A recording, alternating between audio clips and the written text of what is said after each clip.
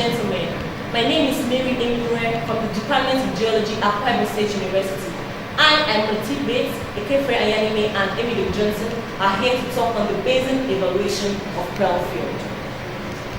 In this presentation, we're going to talk on the introduction, literature and regional data review, data sets used, data quality check, well correlation, stratigraphic framework, seismic interpretation and maps, petrophysical evaluation, volumetrics, summary and recommendation and acknowledgement. The aim and objective of this work is to integrate 3D seismic and available well-log data for basin assessment to determine the potential of the Pearl area offshore Niger Delta, Nigeria. On the regional geology of the Niger Delta, this diagram by Starch 1995 shows the location of the Niger Delta, which is located at the continental margin of the Gulf of Guinea. And this here shows a cross-section. That's a cross-section of the delta field located at the Niger Delta. You can see the pre-Cretaceous continental basement, the Akwa formation, the Agbada formation, and the youngest Benin formation. Here, this diagram, modified from Whiteman 1980, shows how the delta has progressed since 35 million years ago. The stratigraphic units of the Niger Delta, modified from Shannon and Taylor 1989 and Dus and Omotsala 1990, divides the Niger Delta into 3 major stratigraphic units. The Akwa formation, which is the oldest formation overlaid by the pre-Cretaceous basement, then the Paralic Agbada formation, and the Benin continental sands. And here, this is the little stratigraphic subdivision of the Niger Delta basin. You can see here the exposed tertiary strata and their subsurface equivalents from the oldest Akwa formation to the Paralic sequence of the Agbada formation and the Benin continental sands, which can also be seen in the subsurface as the Benin formation. The depositional and structural setting. The Niger Delta is divided into 5 depot belts. The northern delta, the greater Ogeli, the central swamp, the coastal swamp, and the offshore. And here you can see the Niger Delta depot belt showing continental slope rise as a result of internal gravity tectonics on the sediment. We can see the late Cretaceous tertiary section, and you can see the effects of the internal gravity causing shell diaparism and growth faults and aqueous thrust. The structural styles of the Niger Delta. The Niger Delta has different fault types, but mostly the normal faults. We can see here growth faults which were formed during deposition of the sediment. We can also see antecedent faults which dip to the north. And here, this diagram, modified from Starch 1995, shows the central portion of the Niger Delta, showing the relation of the source rock and migration pathways, showing the event, the transgression and regression which deposited the sediments. Now I will hand over to my colleague Emily Johnson to talk on the data quality check, well correlation and stratigraphic. I'm Emily Johnson. I'm here to present on data quality check, well correlation and stratigraphic framework of the Pearl field. Available data to us. I'm going to talk about the data availability, methodology adopted, and the workflow. Primary data we had for this course of study was a 3D seismic, well logs, MDT data in which pressure was plotted against depth, and we have a display of the wells on a map window. Then our intermediate products gotten as a result of the primary data input developed from the primary data input include the fault interpretation, the horizon fault connection, the log correlation, and stratigraphy. We map fault structures, we map horizon, converted time to depth, then stratigraphic assessment of the Pearl field, and reservoir property analysis of the Pearl field. Now, this figure here shows interactive well tops and log reservoirs, stacking pattern showing consistency. Like from here, we can see the base of the Benin, we can see the top 6,000 top, we can see 6,400 top and 6,700 top, which is the major sand that we map in the Pearl field. Now, generalized parasequence stacking in the Pearl field. Parasequence simply means genetic conformable succession of beds or set of beds bounded on top and bottom by maximum flowing surface or their correlative conformities. Here, two major stacking patterns were identified: the high stand system tract and the transgressive stand system tract. From here, we can see a serration from the base. We can see a serration which is a typical characteristic of a high stand system tract because of increase and decrease, relative increase and decrease in the rate of energy of sediment supply. And from here, we can also see a jagged surface, a sharp surface, which changes from a quasi sand to a finer shell particle, which is a characteristic of a transgressive system tract. This is a generalized Pearl sequence stratigraphic framework. Here, it was exemplified into two sequences, sequence 1 and sequence 2, separated by a maximum flooding surface. Now, the age of the maximum flooding surface was not determined because we were not given biostratigraphic data. But at sequence 1, we identified a prograding to retrograding parasequence. From here, we can see it, the parasequence, and it was correlated. We find that it was consistent and correlated across the 5 Pearl wells, which we saw. This correlation was done in terms of time and depth because biostratigraphic data was not given. Now, this is an inline seismic vertical section. Here, 4 seismic facies were identified: seismic facies 1, seismic facies 2, seismic facies 3, and seismic facies 4. Now, within the seismic facies 1 and seismic facies 2, we could identify a very high amplitude frequency, showing that this is an HST, is a HST event. We can also see it here, high amplitude frequency, but within seismic facies 4 and seismic facies 4 and seismic facies 1, we identified a transgressive system tract. Now, we are talking about the environment of deposition. Monotonous, thick, amalgamated sand with freshwater resistivity, which is a characteristic of the Benin formation. Here, we map the base of the Benin using our resistivity law and our gamma ray law. Then, we correlated the 6,000 sand top and the 6,000 base top. We map our first sand reservoir, which was separated from the shell by a flooding surface. Now, our reservoir 6,000 composed of retrograding stack of tidal channel fields.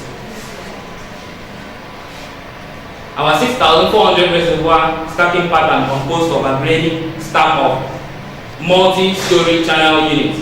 These channel units cut into older basal surface units in Pearl 2. You can see here in Pearl 2 and in Pearl 4.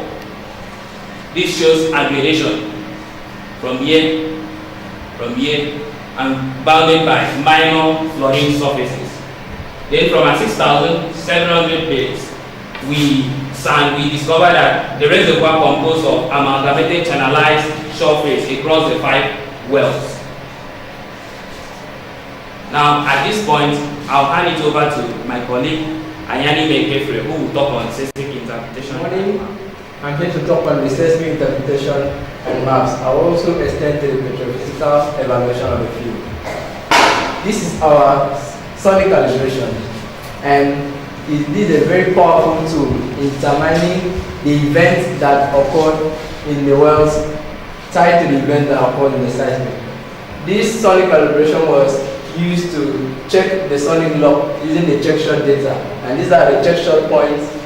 And this is the sonic lock, and we calibrated it node to node on each of them. This is our powerful synthetic to seismic. We generated this using the check shot data for each well by applying a velocity function of the check shot to the wells. And this is our synthetic that was generated. This is our field seismic. And you can see that there is correlation between our synthetic and our field seismic on our horizons. This is our 6,000 horizon and 6,400 and 6,700. These are the strong reflections which also continues in the synthetic. And this is the interval velocity of the check shot data. As you can see, there is increase in velocity with depth. Fault and horizon interpretation. Our faults were mapped in every 10 lines across the seismic section. And this is our fault. This is a major fault bounding east-west direction in the field. And this is our horizons. These are wells, and these are our well tops. As you can see, we have a very wonderful tie here, as our tops tie with our horizons mapped on the seismic station. Next slide. There are three major faults in this field. There is one of the faults which trend east-west direction. That is the most pronounced fault in the section, and we have three faults which bounce our well, trending from north direction to south, and we also have a fault trending from northwest to southeast direction. The intra-reservoir fault exists around per 1 and 4, and this is confirmable at level 6,400 and 6,700. Next slide. This is our variance cube. This is a very wonderful seismic attribute which we generated from our original seismic. The variance cube shows us the fault lines on the time slide. This is the depth structure time slide, and these are our faults. As you can see, the marked fault on the cross lines are directly on top of the fault on the variance time slide. Next slide. This is our polynomial plot. We plotted the time against depth for all the wells in the field to determine the velocity relationship between well location in the field. This is our time. The yellow dot here signifies our time, and the blue dot is the depth. And you can see there is a nice and correlative relationship between all the wells in the field. This was generated using this equation, the equation for depth conversion. Next slide. From the time to depth conversion, we created a time structure map around our reservoirs. This is our PEL 1 and PEL 4. As you can see, we have a very wonderful and sweet closure of the fault. It's closing at the PEL 1 reservoir, and it serves as a very wonderful trap for our hydrocarbons. And in the depth structure, we also have an anticlinal structure which shows an enclosure on the reservoir. This is the PEL 1, and there is a fault bounded this direction. There is also a fault bounded, and we have a closure here that entraps our hydrocarbons in the reservoir. Next slide. This is the time structure for the 6,400 sands and depth structure for 6,400 sands. As you can see, there is correlation between our time and depth structure, and the fault also includes the reservoirs here in 6,400 sand, giving us a nice trap for our hydrocarbons. This is the depth structure for the 6,000 sand and the time structure for the 6,700 sands. Okay, I'm going to the petrophysical evaluation of the field. And in the petrophysical evaluation, we generated logs, petrophysical logs, that help us to determine the petrophysical parameters, which are the net to gross, the effective porosity, the water saturation, total water saturation and effective water saturation. We also had the gross thickness of the sands. The method we used in getting these parameters was that we took values at 5 intervals. Then we took an average for those intervals for one particular well, and we took that across all the wells and took another average, taking that average as the total average of that parameter for that reservoir. We did that for the first, second, that's the 6,000 sand, 6,400 and 6,700 sand. And the reservoir 6,000, 6,400 and 6,000 displayed a high net, high permeability unit across PEL 2. This is PEL 3 and PEL 4. We took the parameters, and from our findings, it showed that reservoir 6,000 has high porosity and high net to gross ratio, and reservoir 6,400 and 6,700 sands are equally high net sands with high flow potential because of the high permeability. Next slide. This is the result of our petrophysics. This is the 6,000 reservoir, 6,400 and 6,700, and the gross thickness of this sand is 82 feet. The most prolific sand here is the 6,400 because it has a maximum gross thickness of 251 feet. And we also map our oil water contact and our gas oil contact at reservoir 6,000. We had the contact of gas oil at 6,094 and oil water at 6,097 feet at well 2 each. And in the 6,400 we had the gas oil contact at 6,450 and oil water contact at 6,620. From the oil water contact map, we generated a fluid contact map which shows how our fluids are at the depth at which our fluid is coming in contact with each other. And this is the 6,000 sand, this is the water, and this is the oil. This is for the 6,400 sand, and this is for the 6,700 sand. At this point, I'll call on my colleague Emilion to come again and take us on the volumetrics. Thank you very much. As we saw earlier in the well logs,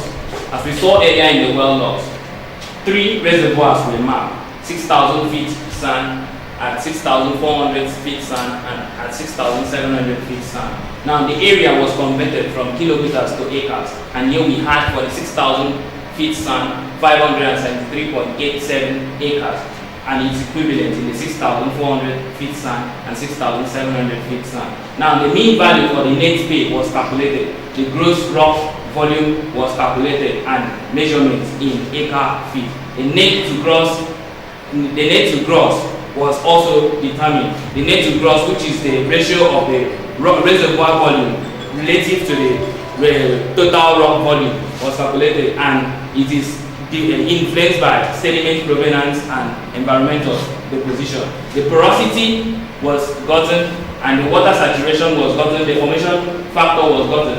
We then calculated, integrating all this, we then calculated the stock oil initially in place, which was in million stock tank barrel.